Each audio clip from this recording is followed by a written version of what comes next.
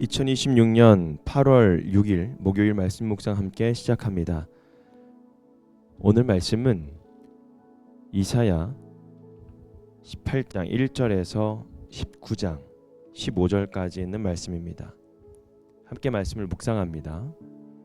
에티오피아의 강 건너편 벌레들이 날개치는 소리가 나는 땅에 재앙이 닥칠 것이다. 그들이 갈대배를 물에 띄우고 뱃길로 사절단을 보낸다. 너희 민첩한 사절들아 가거라. 강물이 여러 갈래로 나뉘어 흐르는 땅으로 가거라. 거기에 사는 민족 곧 키가 매우 크고 근육이 매끄러운 백성, 멀리서도 두려움을 주고 적을 질밟는 강대국 백성에게로 가거라.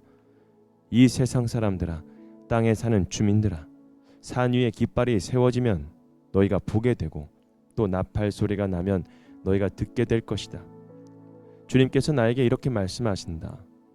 내가 나의 처소에서 조용히 내려다보겠다. 추수철 더운 밤에 이슬이 조용히 내려앉듯이 한여름 폭염 속에서 떼약볕이 고요히 내리쬐듯이 곡식을 거두기 전에 꽃이 지고 신 포도가 연글 때에 주님께서 연한 가지들을 낫으로 자르시고 뻗은 가지들을 찍어버리실 것이다. 산의 독수리들과 땅의 짐승들이 배불리 먹도록 그것들을 버려두실 것이니 독수리가 그것으로 여름을 나고 땅의 모든 짐승이 그것으로 겨울을 날 것이다. 그때에 만군의 주님께서 예물을 받으실 것이다. 강물이 여러 갈래로 나뉘어 흐르는 땅, 거기에 사는 민족 곧 키가 매우 크고 근육이 매끄러운 백성, 멀리서도 두려움을 주고 적을 짓밟는 강대국 백성이 만군의 주님께 드릴 예물을 가지고 만군의 주님의 이름으로 일컫는 곳 시온산으로 올 것이다. 이것은 이집트를 두고 하신 엄한 경고의 말씀이다. 주님께서 빠른 구름을 타고 이집트로 가실 것이니 이집트의 우상들이 그 앞에서 떨고 이집트 사람들의 간담이 녹을 것이다. 내가 이집트 사람들을 부추겨서 서로 맞서 싸우게 하겠다. 형제와 형제가, 이웃과 이웃이, 성읍과 성읍이, 왕권과 왕권이 서로 싸우게 하겠다. 그래서 이집트 사람들의 길을 죽여놓겠다. 내가 그들의 계획을 무산시켜버리면 그들은 우상과 마술사와 신접한 자와 무당을 찾아가 물을 것이다. 내가 이집트를 잔인한 군주의 손에 넘길 것이니 폭군이 그들을 다스릴 것이다. 주님 곧 만군의 주님께서 하신 말씀이다. 나일강이 마를 것이다. 강바닥이 바싹 마를 것이다. 강에서는 악취가 나며 이집트 시냇물의 물 깊이가 얕아져 마르겠고 파피루스와 갈대도 시들어 버릴 것이다. 나일 강가와 어귀의 풀밭과 강변에 심은 모든 나무가 말라서 바람에 날려 사라지고 말 것이다. 나일강에서 고기를 잡는 어부들이 슬퍼하며 통곡하고 나일강에 낚시를 던지는 모든 낚시꾼과 강에 그물을 치는 사람들이 잡히는 것이 없어서 고달파할 것이다.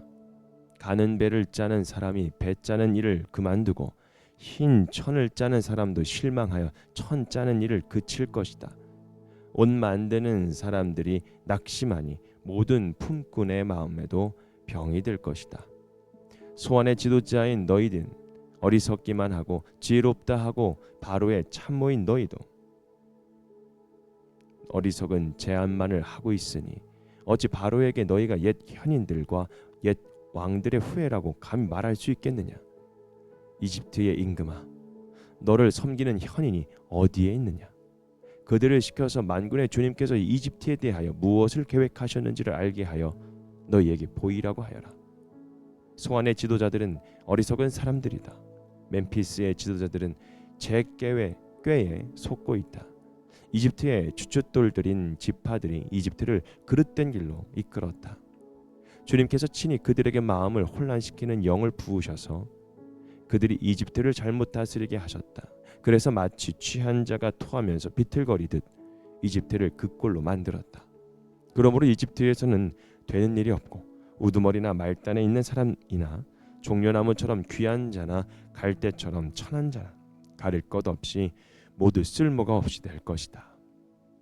아멘. 열방의 떨림, 무너지는 지혜라는 주제로 함께 말씀을 묵상합니다. 오늘 이 본문에 당시 강대국이었던 에티오피아와 이집트가 등장합니다. 에티오피아는 아시리아의 위협에 맞서기 위해서 분주하게 움직였습니다. 갈대배에 사절을 태워서 여러 나라에 보내면서 군사동맹을 맺으려고 했죠. 강한 나라들과 힘을 합치면 위기를 이겨낼 수 있다라고 생각을 했습니다. 이집트도 마찬가지였죠. 이집트에는 나일강이 있었고 오랜 역사와 문명이 있었으며 또 지혜롭다고 인정받는 지도자들과 참모들이 있었습니다.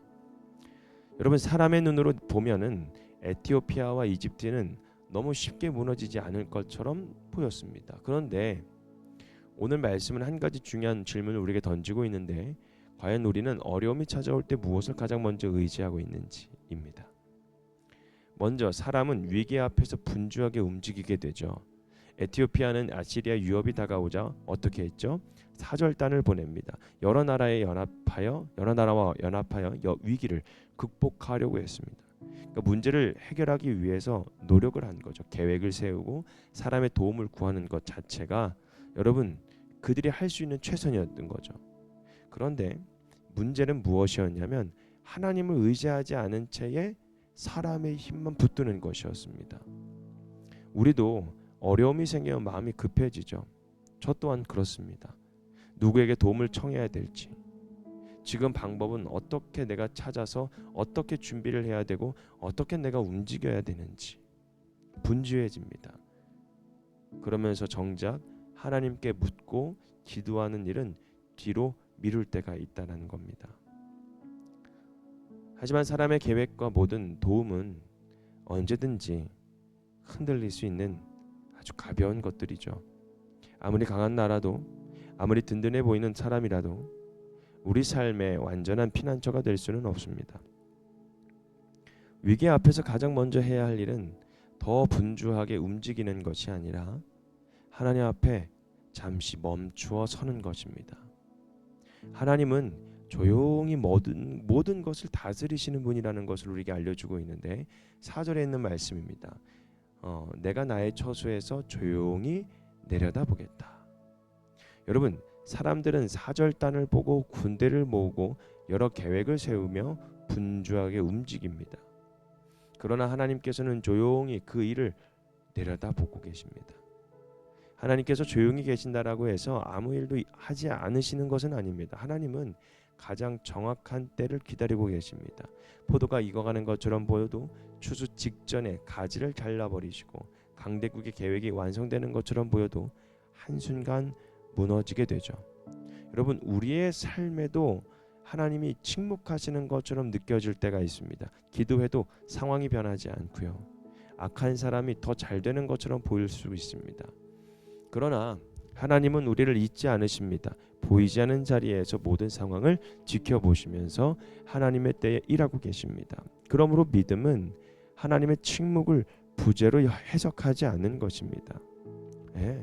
하나님이 보이지 않아도 여전히 다스리고 계심을 믿는 것입니다. 여러분, 우리가 하나님을 떠난 인간의 어떤 지혜들은 뭔가 대단해 보이는 것처럼 느껴지지만 그렇지 않습니다. 결국에는 무너집니다. 이집트 사람들은 어떻게 됐을까요? 몰락하게 됩니다. 19절에 있는 말씀을 19장의 전체 말씀의 맥락을 보면 이집트의 몰락이 나오죠. 이집트는 서로 싸우기 시작합니다. 형제가 형제, 그리고 이웃이 이웃과 성읍이 성읍과 맞섭니다. 나라의 기초였던 나일강은 말라버립니다. 어부와 농부와 옷감을 만드는 사람들의 생업도 완전히 무너집니다. 하나님께서는 이집트 지도자들의 지혜를 책망하시죠. 뭐라고 합니까? 그들은 스스로 지혜롭다고 생각한다고 이야기하는 겁니다. 스스로 지혜롭다고. 하지만 어리석은 제안만 내놓았죠. 나라를 바른 길로 이끌어야 할 지도자들이 오히려 백성을 그릇된 길로 인도하는 사람들이었다는 것입니다. 하나님을 떠난 지혜는 여러분 참된 지혜가 될 수가 없습니다. 아무리 많은 경험, 아무리 많은 경험과 지식이 있어도 하나님을 인정하지 않으면 사람은 자기 꾀에 속을 수 있습니다. 세상이 자랑하는 지혜와 능력도 하나님의 그 주권 앞에서는 한순간에 무너질 수 있다는 겁니다. 그래서 우리는 자신의 생각만 믿지 말고 하나님께 물어보아야 합니다. 하나님, 제가 가야 할 길이 어디에 있습니까? 지금 이 상황에서 나는 무엇을 선택해야 될까요? 여러분, 하나님을 경외하며 말씀에 순종하는 것이요, 세상이 볼 땐 가장 미련해 보일 수도 있겠지만 가장 안전하고 가장 지혜로운 길입니다. 여러분, 시편 73편에 아삽의 시가 나오는데 여기에서 악인들의 형통함을 보고 오만한 자를 보면서 질투하는 글이 쭉 내려옵니다. 이 아삽이 화가 나는 겁니다. 그들은 능욕하면서 악을 말하게 하고 높은 데서 거만하게 하는데도 그들은 하늘을 두고 그들의 혀는 땅에 두루 다니는데 아주 얼마나 잘 사는지 몰라요. 그런데 이 아삽의 시에서 이 73편에서 제가 말씀을 보여드릴 수는 없지만 한번 찾아보셨으면 좋겠습니다. 17절의 말씀 보면 하나님의 성소에 들어갈 때야 그들의 종말을 내가 깨달았다. 또 28절 말씀 보면 하나님께 가까이 하니까 뭐가 깨닫냐면 내게 그것이 복이구나 라는 것을 깨닫게 되는 거예요. 그러니까 주님께서 나의 피난처가 되시고 나의 모든 행적을 하나님께서 다 알려주신다라는 겁니다. 사랑하는 성도 여러분, 오직 하나님 앞에 서는 것이 우리가 이 땅 가운데에 흔들리지 않고 무너지지 않는 가장 지혜로운 그리고 가장 능력이 되는 길과 우리가 있어야 할 장소가 되어진다라는 겁니다. 누가요? 하나님께서요. 역사는 강한 나라의 계획대로 흘러가는 것이 절대 아닙니다. 모든 전쟁은 하나님께 달려있다라는 사실을 우리는 깨달아야죠. 세상의 운명도 인생도 하나님의 손 안에 있습니다. 그렇기 때문에 우리가 어려움이 나를 찾아올지라도 사람의 도움도 필요할 수도 있습니다. 하지만 사람의 도움이 하나님의 은혜 가운데 흘러갈 수 있도록, 즉 하나님 앞에 멈추어 설 수 있는 용기와 지혜와 우리의 기도와 순종이 필요하다라는 겁니다. 오늘도 여러분, 사람의 힘이 아니라 하나님의 그 주권을 믿으며 살아가는 저와 여러분이 되었으면 좋겠습니다. 열방의 그 떨림 속에, 무너지는 그 지혜 속에 나는 영원히 무너지지 않고 영원히 흔들리지 않는 하나님의 말씀 앞에 서는 저와 여러분이 되기를 주님의 이름으로 축복합니다. 오늘 말씀 묵상 마치겠습니다.